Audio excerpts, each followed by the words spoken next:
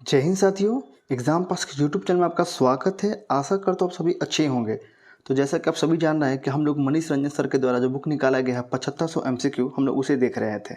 उसमें 2 पार्ट करा दिया गया है और आपका ये तीसरा पार्ट है। इससे पहले वाली वीडियो में हम लोगों ने बौद्ध धर्म को देखा था, ठीक है। इससे पहले हम लोग बौद्ध देखा था। आज हम देखेंगे क्या, जैन धर्म, ठीक है। इसके बाद हम लोग देखेंगे मगध साम्राज्य, यानी कि अगर इसके चैप्टर को देखेंगे कि इसमें जो सबसे ज़्यादा इंपॉर्टेंट है, जहाँ से क्वेश्चन पूछे जाते हैं, बौद्ध हो गया, जैन हो गया, मगध हो गया, हम लोग उन चैप्टरों के MCQ को देखेंगे, ठीक है। क्योंकि एक आध क्वेश्चन के लिए 100 क्वेश्चन देखना ये कोई महानता का काम नहीं है। हम वो क्वेश्चन को देखेंगे जिससे क्वेश्चन हमेशा आते ही आते हैं, ठीक है। इसी क्रम में हम लोग आज देखेंगे जैन धर्म। इसमें लगभग आपको टोटल 107 क्वेश्चन देखने को मिलेंगे। कितने क्वेश्चन है? तो 1 से 7 क्वेश्चन देखने को मिलेंगे। साथ ही साथ आप जो है घटना चक्र के वीडियो को भी देख ही रहे होंगे। साथ ही साथ मैंने प्रखर जो MCQ का बैच निकाला गया है एडिटोरियल के द्वारा, वो भी कराना स्टार्ट कर दिया है। तो आप उसे भी जाके देखिएगा। सभी का लिंक जो है डिस्क्रिप्शन में डाल दिया गया है, तो आप जाके देखिएगा। और टेलीग्राम ग्रुप को जाके ज्वाइन कीजिएगा, क्योंकि वहाँ पे पहले अपडेट कर दिया जाता है। रात को आपको बता दिया जाता है कि अगला दिन क्या आने वाला है, किस चीज़ पे आपको वीडियो मिलेगा, ठीक है। इस तरह से आप टेलीग्राम ज्वाइन कीजिए। आपको सारी चीज़ का वीडियो के माध्यम से पता चल जाएगा, इमेज के माध्यम से आपको पता चल जाएगा कि अगला दिन क्या आने वाला है, ठीक है। चलिए आज हम देखेंगे जैन धर्म। पहला क्वेश्चन आपका यहाँ पे कि जैन धर्म के प्रथम तीर्थंकर कौन है? इसका आंसर हो जाएगा आपका ऋषभ देव। दूसरा है निम्न में से किसे जैन धर्म का संस्थापक माना जाता है? आंसर हो जाएगा आपका आदित्यनाथ। तीसरा है जैन धर्म के कुल कितने तीर्थंकर हुए? आंसर हो जाएगा सी यानी कि 24। आगे है क्वेश्चन, निम्न में से कौन 23वें तीर्थंकर थे? तो इसका आंसर हो जाएगा बी यानी कि पारश्वनाथ। आगे देखेंगे क्वेश्चन नंबर 5 देखेंगे यहाँ पे, जैन धर्म के 24वें तीर्थंकर कौन थे? जैन धर्म के 24वें तीर्थंकर कौन थे? इसका आंसर हो जाएगा आपका महावीर स्वामी। आगे देखेंगे, जैन शब्द संस्कृत के जिन शब्द से बना है, जिसका अर्थ क्या है? तो 6 का आंसर हो जाएगा डी यानी कि विजेता। 7, स्वयं पर विजय प्राप्त करने वाले व्यक्ति को जैन धर्म में क्या कहा गया है? तो इसका आंसर हो जाएगा आपका 7 का आंसर हो जाएगा ए यानी कि वीतराग। आगे है 8, जैन धर्म के प्रवर्तकों को क्या कहा जाता है? इसका आंसर हो जाएगा आपका तीर्थंकर कहते हैं उन्हें। 9, जैन धर्म के कितने तीर्थंकरों का ऐतिहासिक विवरण उपलब्ध नहीं है? तो 9 का आंसर हो जाएगा सी यानी कि 22 का विवरण नहीं मिलता। 10 है, निम्न में से किस जैन तीर्थंकर का ऐतिहासिक विवरण मौजूद है? तो 10वां का आंसर हो जाएगा डी यानी कि बी और सी यानी कि पारश्वनाथ और महावीर स्वामी का। 11, पारश्वनाथ कहाँ के राजा के पुत्र थे? 11 का आंसर हो जाएगा ए यानी कि काशी के। 12, निम्न में से किस तीर्थंकर के पिता अश्वसेन थे? 12 का आंसर हो जाएगा बी यानी कि पारश्वनाथ।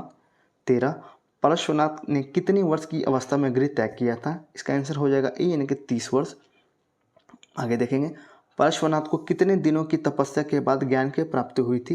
इसका आंसर हो जाएगा सी यानी कि 83 दिनों के बाद। क्वेश्चन नंबर आपका 15 है, किस पर्वत पर पार्श्वनाथ को ज्ञान की प्राप्ति हुई थी? तो 15 का आंसर हो जाएगा ए यानी कि संवेद। यहाँ पे देखेंगे संवेद। आप एक और चीज़ ध्यान में रखिएगा कि अब आप जो सोच रहे हैं कि जो पहले क्वेश्चन पूछा जाता था कि जैन धर्म के 24वें तीर्थंकर कौन थे, महावीर, अब ऐसा क्वेश्चन नहीं आने वाला है। तो आपको थोड़ा सा अब डीप नॉलेज चाहिए। जैसे कि आप इस बुक में देख रहे होंगे, इसमें क्या दिया गया पारसनाथ के बारे में, यानी कि जो आपका पहले क्वेश्चन आता था उससे हट के अब क्वेश्चन पूछा जा रहा है। तभी आपका एग्ज़ाम इस बार निकलेगा, क्योंकि इस बार कठिन एग्ज़ाम होगा। आयोग ने पहले ही बता दिया है कि इस बार एग्ज़ाम जो है आपको थोड़ा सा कठिन लेवल पर कराया जाएगा। आप पहले याद करके चले जाते हैं कि 24वां तीर्थंकर कौन है, टोटल कितने तीर्थंकर है, तो इस टाइप का क्वेश्चन अब नहीं आने वाला। अब आपको कुछ अलग पढ़ के ही जाना पड़ेगा। इस कारण से ये बुक काफ़ी इंपॉर्टेंट हो जाता है। क्वेश्चन नंबर 16 देख लीजिए आप, पारसनाथ के अनुयायियों को क्या कहा जाता है? 16 का आंसर बी हो जाएगा, यानी कि निग्रंथी कहते हैं। 17, पारसनाथ ने किसकी आलोचना की थी? तो 17 का आंसर हो जाएगा डी यानी कि वैदिक कर्मकांड और बहुदेववाद को। आगे देखते हैं 18, पार्श्वनाथ के प्रमुख शिष्य कौन थे? आंसर हो जाएगा ए यानी कि केशी। 19 है, निम्न में से कौन पार्श्वनाथ की मूल शिक्षा है? तो 19 का आंसर हो जाएगा डी यानी कि असत्य और सत्य। आगे है 24वें तीर्थंकर महावीर के माता पिता किसके शिष्य थे? आंसर हो जाएगा ए यानी कि पार्श्वनाथ के। 21, निम्न में से किस स्थान पर महावीर का जन्म हुआ था? तो 21 का आंसर हो जाएगा ए यानी कि कुंडग्राम में। 24 है, महावीर स्वामी की माता कहाँ के राजा की बहन थी? 24, इसका आंसर हो जाएगा आपका लिच्छवी। आगे देखेंगे, महावीर स्वामी के पिता का क्या नाम था? 25 का आंसर हो जाएगा सी यानी कि सिद्धार्थ। 26 है, महावीर स्वामी के पिता का संबंध किस कुल से था? तो यहाँ पे देखेंगे 26, इसका आंसर हो जाएगा आपका क्षत्रिय। आगे देखेंगे 27, महावीर स्वामी का विवाह किस गोत्र की कन्या से हुआ था? इसका आंसर हो जाएगा सी यानी कि कुंडियन। 28 है, निम्न में से कौन महावीर स्वामी की पत्नी थी? आंसर हो जाएगा 28 का बी यानी कि यशोदा। आगे है 29, महावीर स्वामी की पुत्री का क्या नाम था? 29, इसका आंसर हो जाएगा आपका डी यानी कि प्रियदर्शना। 30 है, प्रियदर्शना का विवाह निम्न में से किसके साथ हुआ था? आंसर हो जाएगा जमाली के साथ। आगे देखेंगे 31, महावीर स्वामी की मृत्यु कहाँ हुई थी? तो 31 का आंसर हो जाएगा सी यानी कि पावापुरी में। आगे है 32, महावीर स्वामी का जन्म कब हुआ था? 32, इसका आंसर हो जाएगा आपको 540 में। आगे देखते हैं महावीर स्वामी की मृत्यु कब हुई थी? 33, इसका आंसर हो जाएगा सी यानी कि 468 ईसा पूर्व में। कितने वर्षों की अवस्था में महावीर स्वामी की मृत्यु हो गई थी ये बताना है। 34 का आंसर हो जाएगा डी यानी कि 72 वर्ष की उम्र में। महावीर स्वामी के बचपन का क्या नाम था? 35 का आंसर हो जाएगा डी यानी कि वर्धमान।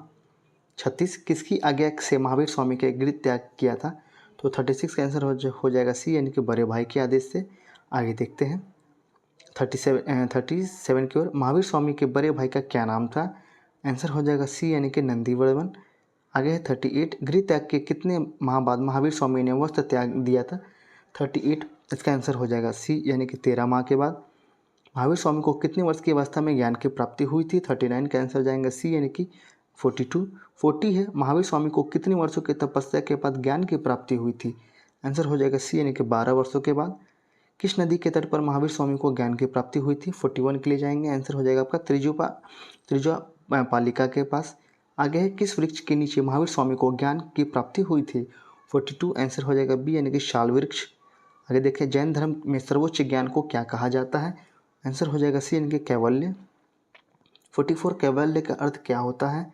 आंसर हो जाएगा यानी कि सर्वोच्च ज्ञान प्राप्त करने वाला। 45, महावीर स्वामी के अनुयायी क्या कहलाते हैं?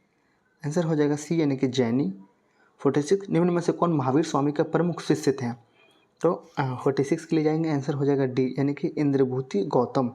आगे है, निम्न में से कौन महावीर स्वामी के प्रथम शिष्य थे? यहाँ पे देखेंगे कौन शिष्य थे। 47 के लिए जाएंगे, इसका आंसर हो जाएगा आपका सी यानी कि जमाली।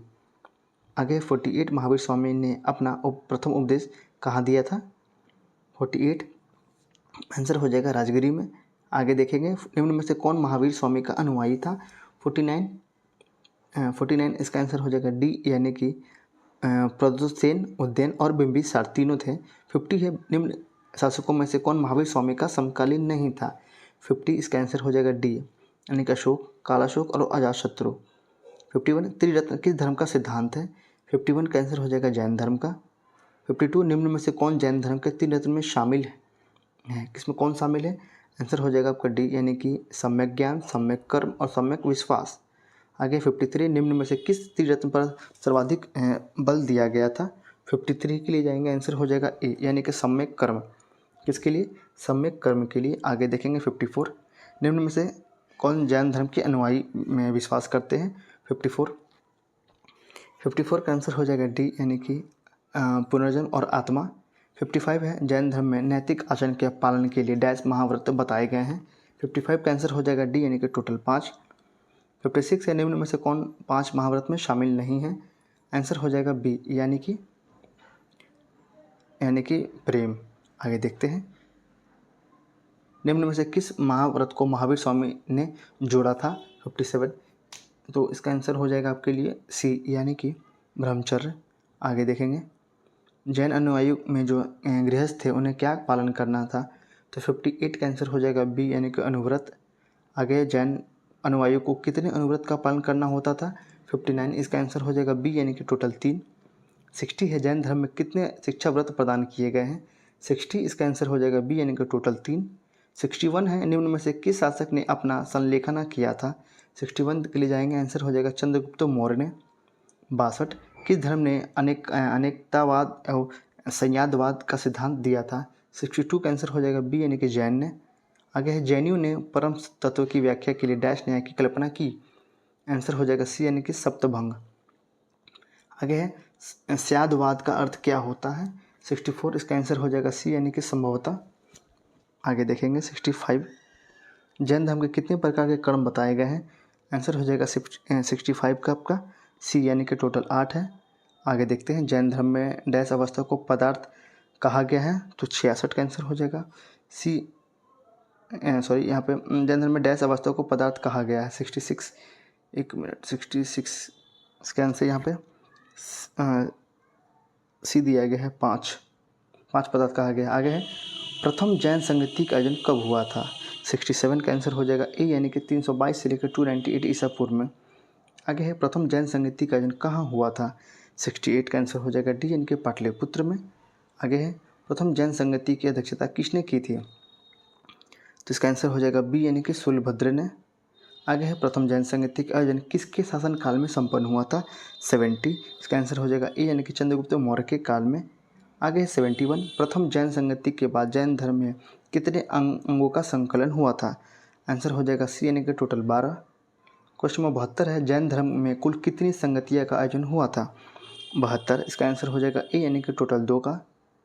आगे है किस संगति के बाद जैन धर्म का विभाजन हो गया था। 73 का आंसर हो जाएगा ए, यानी कि प्रथम। 74 है जैन धर्म का विभाजन कितने संप्रदाय में हुआ था। इसका आंसर हो जाएगा टोटल 2 संप्रदाय में। निम्न में से कौन जैन धर्म का संप्रदाय है, आपको वो बताना है। 75 का आंसर हो जाएगा बी और सी, श्वेतांबर और दिगंबर। आगे द्वितीय जैन संगति का आयोजन कब हुआ था, आपको वो बताना है। 76 का आंसर हो जाएगा डी, यानी कि 512 ईस्वी में। अब देखेंगे 77, द्वितीय जैन संगति का आयोजन कहाँ हुआ था। इसका आंसर हो जाएगा आपका वल्लभी में। द्वितीय जैन संगति की अध्यक्षता किसने की थी। 78 का आंसर हो जाएगा ए, यानी कि देवाधीश श्रमा श्रवण ने। 79, किस संगति के बाद जैन धर्म के सिद्धांतों को अंतिम रूप से लिपिबद्ध किया गया था।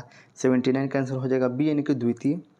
80 है जैन साहित्य को डैश ग्रंथ कहा जाता है। 80 देखेंगे, इसका आंसर हो जाएगा ए, यानी कि आगम। 81, जैन साहित्य की भाषा क्या थी। आंसर हो जाएगा सी, यानी कि प्राकृत भाषा थी। 14, पूर्वास किस संप्रदाय का साहित्य है। 82, इसका आंसर हो जाएगा ए, यानी कि दिगंबर का। आगे है 14, पूर्वास किस धर्म से संबंधित साहित्य है। 83, इसका आंसर हो जाएगा बी, यानी कि जैन का। 12 अंक किस धर्म का साहित्य है।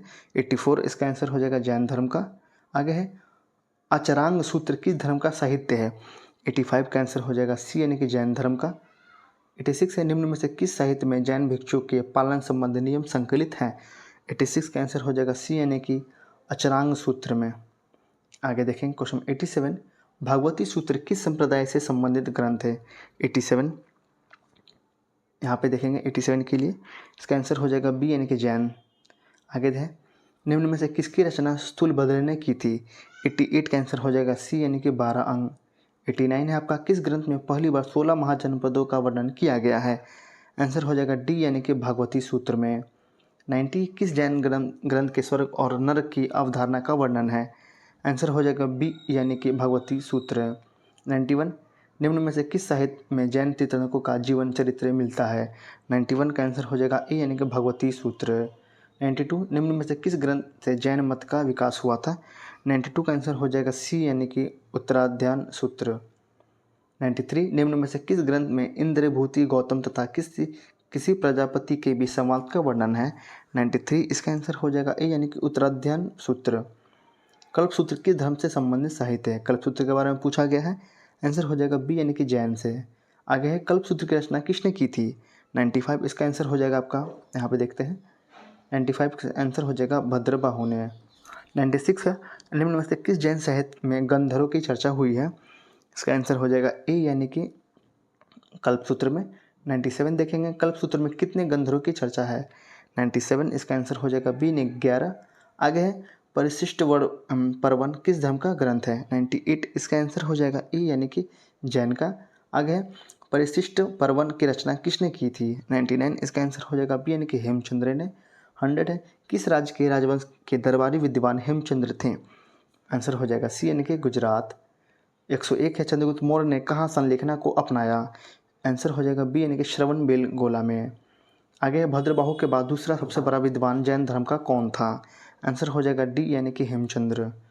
निम्न में से किस ग्रंथ को जैन धर्म का लघु साहित्य कहा जाता है। आंसर हो जाएगा आपका परिशिष्ट पर्वन। आगे है 104, निम्न में से किस ग्रंथ के अनुसार चंद्रगुप्त मौर्य के शासनकाल में 12 वर्षों का अकाल पड़ा था। आंसर हो जाएगा आपके लिए ए, यानी कि परिशिष्ट पर्वन में। आगे 105, निम्न में से किस शासक ने भद्रबाहु के साथ दक्षिण भारत की यात्रा की थी। आंसर हो जाएगा सी, यानी कि चंद्रगुप्त मौर्य ने। आगे है अवसाद अवसाद गावो किस धर्म का साहित्य है? अवसाद गावो के बारे में पूछा गया है। आंसर हो जाएगा बी यानी कि जैन।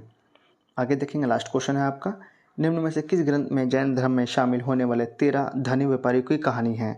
आंसर हो जाएगा बी यानी कि अवसाद गावों में है। ठीक है, ये आपका यहाँ पे चैप्टर खत्म हो गया। अब आने वाले चैप्टर में आपको मगध कराया जाएगा। ये देखिए इस सबसे क्वेश्चन नहीं के बराबर आते हैं। ठीक है, तो हम लोग अब आगे जो चैप्टर है उसे देखेंगे। जैसे आप यहाँ पे देखेंगे, मैं आपको दिखा देता हूँ। आगे जो है आपको जैसे कि यहाँ पे देखेंगे मगध के बारे में दिया गया है। जैसे ये चैप्टर इंपॉर्टेंट है, हम इसे कराएंगे। ये देख लीजिए आप, जैसे कि यहाँ के बिहार का राजनीतिक इतिहास के बारे में, तो ये चैप्टर इंपॉर्टेंट है, तो इसे हम लोग कराएंगे। साथ ही साथ जैसे कि आप आगे देख लीजिए, आगे आपको मगध का मिलेगा, तो हम लोग उस चैप्टर को देखेंगे कि जहाँ से क्वेश्चन की संख्या सबसे ज़्यादा होती है, हम उन चैप्टर को ज़्यादा देखें। यहाँ पे देखेंगे आप, मगध साम्राज्य आ गया, तो इसमें कम से कम लगभग 200 प्लस क्वेश्चन है, तो हम लोग इसे देखेंगे। ठीक है, ऐसे कर करके हम लोग जो मेन चैप्टर है उसे देख लेंगे। ठीक है, चलिए, आशा करता हूँ आपको ये वीडियो अच्छा लगा होगा, तो प्लीज़ वीडियो को लाइक कीजिएगा और अपने दोस्तों के साथ जरूर शेयर कीजिएगा। साथ ही साथ आप टेलीग्राम ग्रुप को ज्वाइन कर लीजिए, क्योंकि आपको वहाँ पे टेलीग्राम पे आपको PDF मिल जाता है। साथ ही साथ आपको वहाँ पे नोटिफिकेशन के बारे में बताया जाता है कि अगला वीडियो कौन सा आएगा, और बहुत सारे जो सूचना होती है आपको डायरेक्ट टेलीग्राम पर दे दिया जाता है। ठीक है, आप उसे आके ज्वाइन कर लीजिएगा। तब तक के लिए धन्यवाद।